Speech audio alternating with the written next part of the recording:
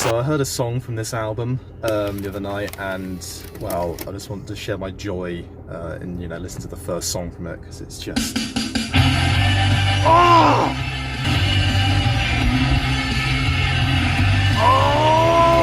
Sometimes by My Bloody Valentine. Big MVP fan over here, good lord. I've been waiting for this one. I've been waiting for this one!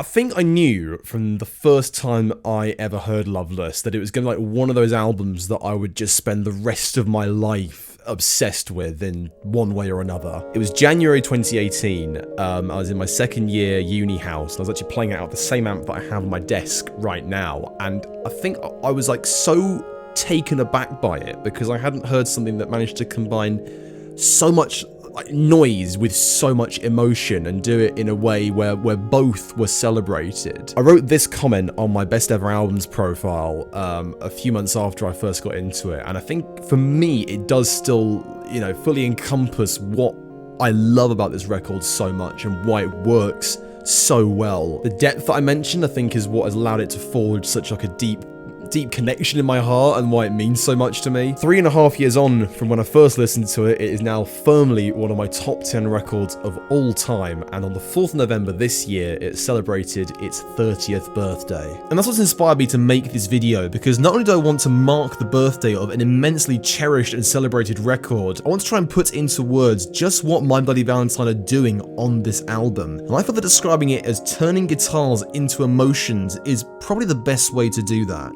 The guitar as an instrument is unavoidable on Loveless, more so than any other guitar-based record that came before it in any genre, frankly. It fills every single corner of your listening experience. Every other sound of the record is dictated by what the guitars are doing. They either pale in their size, like the tiny, often minute drums, or they are forced to mimic the same energy and rhythm, such as those flutes that close out What You Want.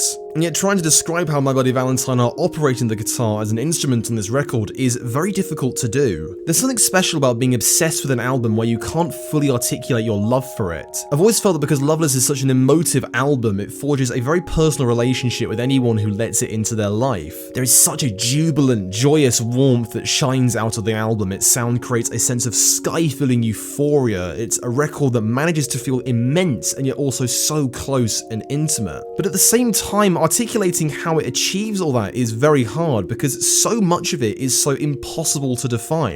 The vocals and the instrumentation blend in with one another, you can barely make out the vocals most of the time, and then with the guitar, it just layers so many of them over the top of each other, and they're all so overdriven that what you end up with is like an ocean of sound. Some people listen to its wall of noise intensity and just can't find a way in, which I can sympathize with because, well, this album gets so fucking loud at points, good lord. But what works is that total sense of immersion that creates. You're able to let yourself go completely and be carried by its currents. It's a listening experience that for me holds up every single time, and in being able to let yourself go completely whenever you put it on, you feel able to let your guard down. The thing is though, there are plenty of noisy albums that allow you to invest yourself in them, and it's this point that I've been really caught by recently. For me, what makes Loveless different is the sheer amount of emotion it has. It utterly translates its immense guitars into a total fervor that is so intimately human at its core. As abrasive as that ocean of sound can be, the tonality of the album is just so warm and comforting and welcoming, and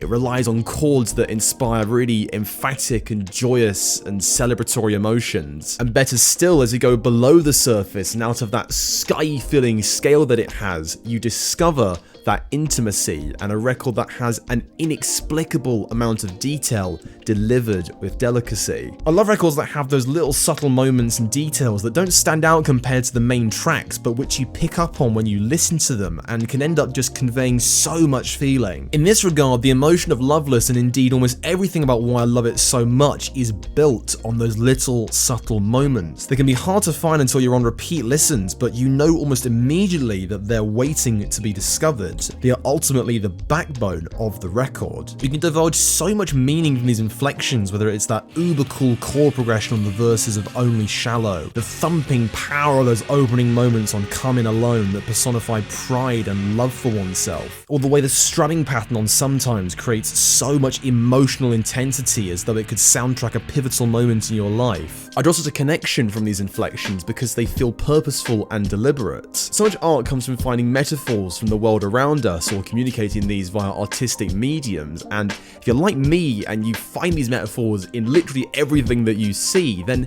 to hear that approach done in music makes it really, really special indeed. The band are without a doubt doing that on every second of Loveless, and even though what they're writing about is hardly unique, love, drugs, identity, and vulnerability, it's the fact that so much of that is communicated via incidents that just makes it such an emotive and engulfing listen. There's a lot of confidence required to pull this sort of music off. It requires it to be subtle whilst also explicit enough to be picked up by the listener. And My Bloody Valentine achieved that on Loveless in a way that I have never witnessed on another album. It's not even the range of emotions it covers, it's the fact that as a complete package, the whole album is its own sense of feeling. Listening to Loveless validates the way that I want to draw meaning from the world.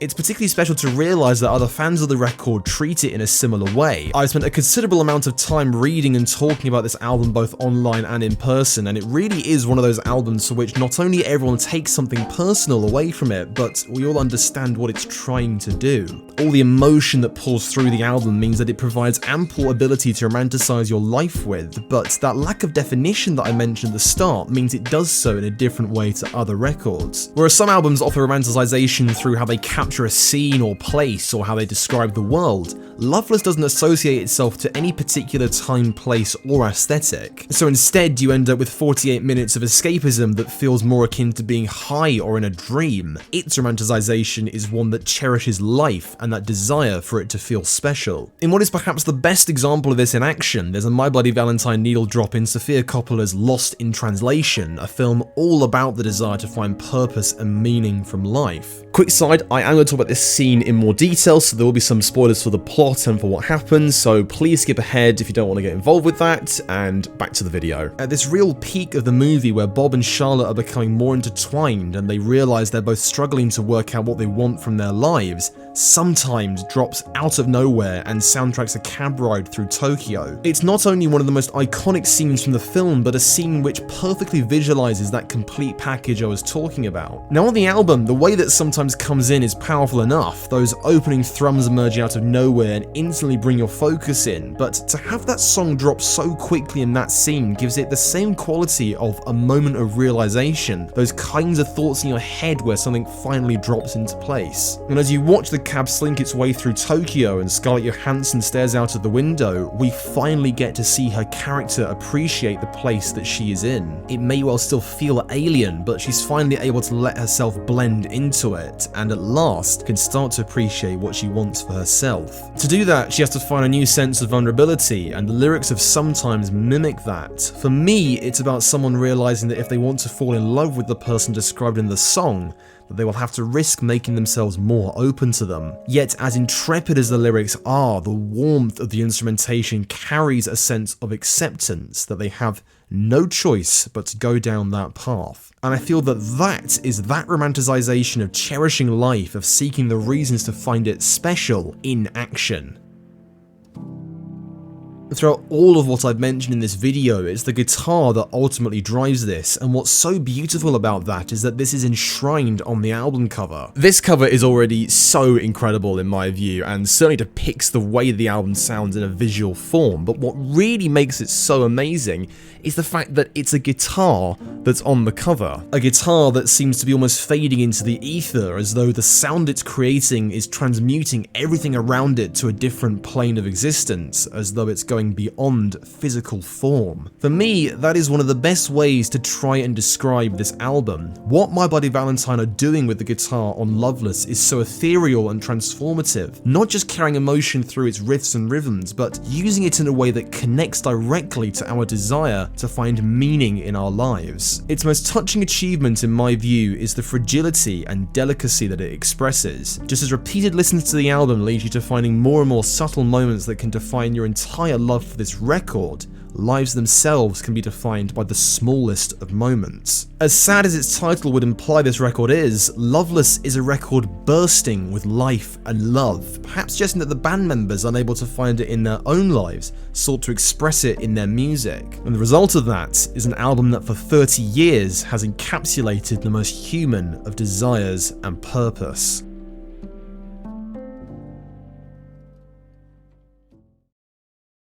Thank you so much for watching, guys. I really hope you enjoyed this kind of deep dive into the way that Loveless makes me feel, and some of me trying to examine why it sounds the way it sounds and why it makes us all feel the way that it does. It's been really amazing to see a lot of celebration and sort of love being shared for the record on its 30th birthday, and there was even a debate over when it actually came out, because I know I mentioned 4th November in the video, but like I've heard the 11th November was also a release date in some other places, but it says 4th November on most places that I read, so I'm fine with that, you know. And if not, you know, that basically makes it like a birthday fortnight that we get to have for one of the greatest records of all time, so like, who the fuck is complaining? I didn't want to go through song by song on this video because, I mean, I could speak about all of them at length for a stupid amount of time. It'd just be very boring. And more to the point, I think so much has been said about them already, and so much love is already shared for them in lots of other spaces that are more appropriate, which, you know, I think it's better to go there instead. Like just reading some of the comments on the YouTube video showing that scene from Lost in Translation, and just people talking about the film, the music, the way the music affects the film,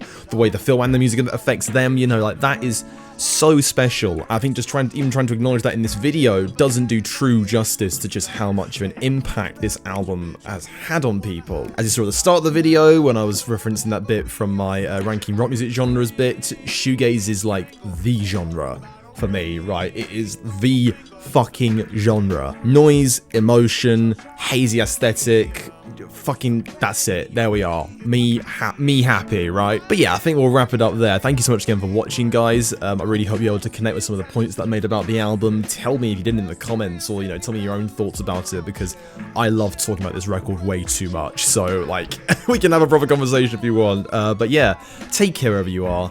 Thanks so much for watching once again, and I'll see you in the next one. Outfit check, baby. It's knit season, folks. It is knitwear season. I have really been on a train of thought, a vibe in my life recently of just wanting to have like autumn energy. And I felt a calling this year to wear more knitwear for autumn. I've purchased many other jumpers to go with this one. This is like my staple. This is the one that's leading the charge. It is just giving so much to me right now. It also kind of gives off that sort of like soft grunge Tumblr 2014 vibe, and yeah, I think you could also tie it into like, you know, sort of early 2010s Christmas aesthetic, which is just kind of a lot of the inspiration that I'm going with at the moment. I tend to see autumn as kind of like the big build up towards Christmas, which is why I always love it. Kind of tying it into the music we've been talking about, shoegaze for me is a very autumnal, very wintry kind of genre, so wearing clothes like this and listening to that sort of music is just, it's very affirming. Just to be clear though, we're keeping it nice and, oh, there we are. Let's try and get that out so you can see it. Keeping it casual with my Nike track bottoms because they're very, very comfy, and they make my legs look really good, so we like that.